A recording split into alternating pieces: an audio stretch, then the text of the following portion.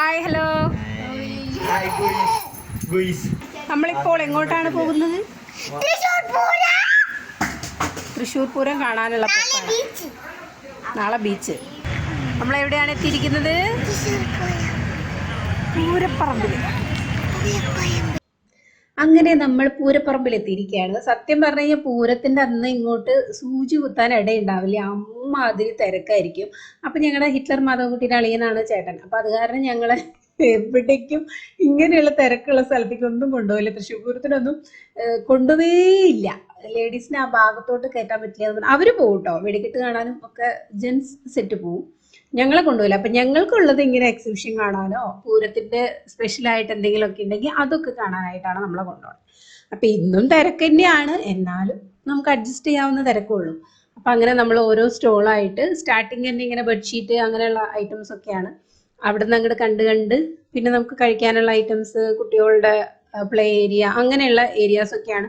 സ്ഥിരം ഇത് തന്നെയാണ് കേട്ടോ. എക്സിബിഷൻ എന്ന് പറഞ്ഞാൽ സ്ഥിരമായിട്ട് ഇത് തന്നെയാണ്. ഇങ്ങനെ 100 രൂപയ്ക്ക് 4 കപ്പ് അങ്ങനെയുള്ള ഷോപ്പുകളൊക്കെ തന്നെയാണ്. പക്ഷെ അതൊരു കാണുമ്പോൾ നമുക്കൊരു എന്തോ ഒരു, പ്രത്യേകിച്ച് ലേഡീസിന് ഇങ്ങനത്തെ ഒക്കെ ഐറ്റംസ് കാണുമ്പോൾ ഒരു മനസ്സുഖമാണല്ലോ, അതിനു വേണ്ടി പോണതാണ്. ഇതൊക്കെ ഫിക്സഡ് റേറ്റ് ആണ്, പക്ഷെ നല്ല ഐറ്റംസ് കിട്ടും കേട്ടോ. നമ്മൾ ഫുട്പാത്തിൽ പോയി വാങ്ങുന്ന മാതിരിയല്ല, എക്സിബിഷന് പോകുമ്പോൾ നല്ല ക്വാളിറ്റിയുള്ള ഐറ്റംസ് തന്നെയാണ് കിട്ടുക. റേറ്റ് നല്ല കൂടുതലായിരിക്കും. അതുകൊണ്ട് പ്രത്യേകിച്ച് ഞാനൊന്നും വാങ്ങിയൊന്നുമില്ല. സത്യം പറഞ്ഞാൽ എല്ലാം ഉള്ള ഐറ്റംസ് ആണ്, പുതിയ അങ്ങനെ ഒന്നുമില്ല. എല്ലാം നമ്മൾ സ്ഥിരം എക്സിബിഷന് കാണുന്നത് തന്നെയാണ്. അതുകൊണ്ട് പ്രത്യേകിച്ച് ഒന്നും വാങ്ങിച്ചില്ല. ബെഡ്ഷീറ്റാണ് ഞാൻ എടുത്തത്. ബെഡ്ഷീറ്റ് ഖാദിയുടെ നല്ല ബെഡ്ഷീറ്റ് കിട്ടും എക്സിബിഷനൊക്കെ പോയി കഴിഞ്ഞാൽ. അതാണ്. ഇത് ജൂത്തീസിൻ്റെ കേട്ടോ. ഇവിടേക്കൊക്കെ എനിക്കൊരു സൈഡ് വലിവ് ഉണ്ടായിരുന്നു, പിന്നെ പെട്ടെന്ന് നീങ്ങി പോകുന്ന കാരണം ഇല്ല. ഇതൊക്കെ എന്തെങ്കിലും, ഞാൻ എപ്പോഴും ജൂത്തീസാണ് ഇടാറ്. ജൂത്തീസ് ടൈപ്പിലുള്ള ചപ്പൽസ് ആണ് എനിക്കിഷ്ടം. ജൂത്തീസൊക്കെ എന്തെങ്കിലും ഉണ്ട്, അതുകൊണ്ട് പിന്നെ ഒന്നും വാങ്ങിയൊന്നുമില്ല. പക്ഷെ കാണാൻ നമുക്ക് ഭയങ്കര ഇഷ്ടമല്ലേ. ഇതിന് നൊസ്റ്റാൾജിക് പടർത്തുന്ന ചോക്ലേറ്റ് ബിസ്ക്കറ്റ്, നാരങ്ങ മിഠായി, അങ്ങനത്തെയൊക്കെ സംഭവങ്ങളുണ്ടായിരുന്നു കേട്ടോ. അതൊക്കെ കണ്ടിട്ട് ഇങ്ങനെ നീങ്ങിക്കൊണ്ടിരിക്കുകയാണ്. ഇത് സ്ഥിരമായിട്ടുള്ളത് തന്നെയാണ്. മാജിക് കാണിക്കുന്ന ബുക്സ് ഉള്ള സ്റ്റോളൊക്കെ ഉണ്ടായിരുന്നു. അമ്മാള് ഭയങ്കര കൗതുകമായിട്ട് നോക്കി ഞാൻ വാങ്ങണമെന്ന് ചോദിച്ചപ്പോൾ അവള് പറയാ വേണ്ട, പറ്റിപ്പീരാന്ന് അവൾ എന്നോട് ഇങ്ങോട്ട്. അപ്പം ഞാൻ ഓക്കെ. പിന്നെ ആൻറ്റീക്ക് ഷോപ്പുകൾ പ്രത്യേകിച്ച് ഞാൻ പറയണ്ടല്ലോ, എനിക്ക് ഭയങ്കര ഇഷ്ടമാണ്. അപ്പം ഞാൻ അതൊക്കെ നോക്കി നിൽക്കും. നല്ല റേറ്റാണ് കേട്ടോ ഓരോന്നിനും. വാങ്ങിയൊന്നുമില്ല. ഇനി ഇങ്ങനത്തെ ഉള്ള കുറേ പ്ലേ ഏരിയ ഉണ്ട്. അവിടെയാണ് സച്ചു റോക്സ്. സച്ചു റോക്സ് അറിയൂ?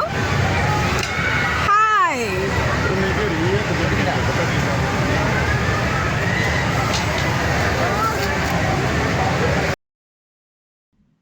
മിന്നൽ മുരളി ഫാൻ ഒന്ന് പരീക്ഷിച്ച് നോക്കിയതാട്ടോ, പക്ഷെ ഒന്നും നടന്നില്ല.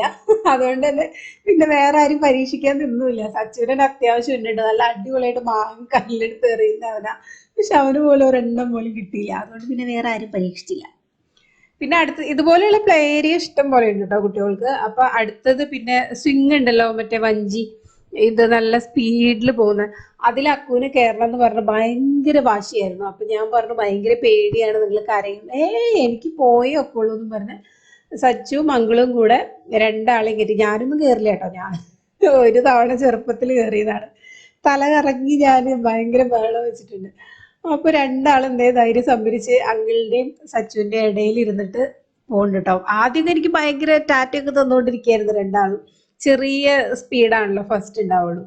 പിന്നെയാണ് അങ്ങോട്ട് സ്പീഡിന്റെ അയ്യരുകളിയായിരുന്നു.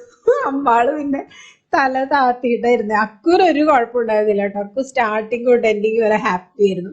അമ്മാള് പക്ഷെ സ്പീഡ് കൂടിയപ്പോ പിന്നെ തല ഇങ്ങനെ കറങ്ങിയിട്ടാന്ന് തോന്നുന്നു, തല ഇങ്ങനെ താത്തിയാണ് ഇരുന്നത്. ഇറങ്ങി വന്ന വഴിക്ക് തന്നെ ആള് വോമിറ്റ് ചെയ്ത് ഭയങ്കര കരച്ചിലായിരുന്നു. പിന്നെ കുറച്ച് കഴിഞ്ഞ് കോളയൊക്കെ കുടിച്ചപ്പോഴാണ് ആള് സെറ്റായത്.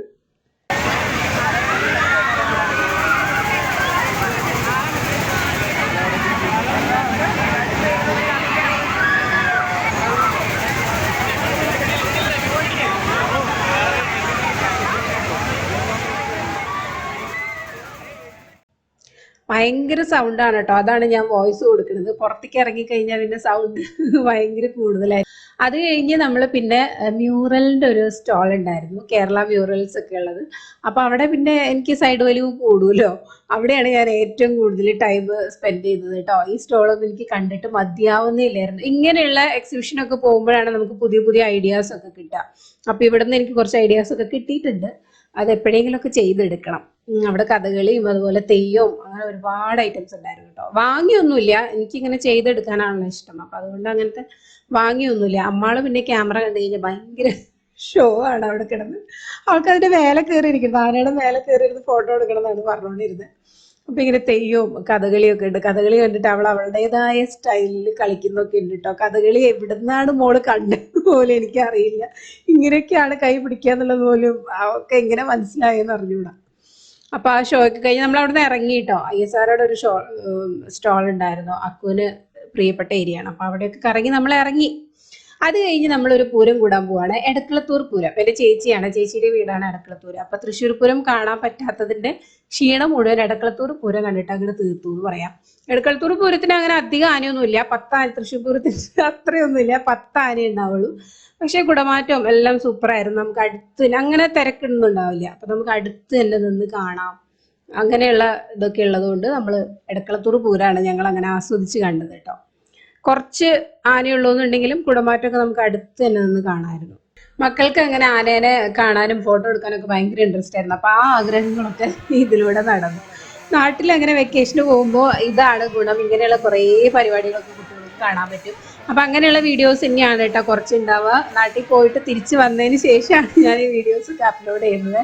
ഇതൊക്കെ കഴിഞ്ഞു പോയി കുറേ നാളായി, പക്ഷെ പിന്നെ കാണുമ്പോൾ നമുക്കൊരു രസമല്ലേ, വെക്കേഷൻ ഇങ്ങനെയൊക്കെ ആയിരുന്നു എന്നറിയുമ്പോൾ. അപ്പോൾ ഇനിയും കുറച്ച് വീഡിയോസൊക്കെ നാട്ടിലത്തെ വിശേഷങ്ങൾ തന്നെയായിരിക്കും കേട്ടോ.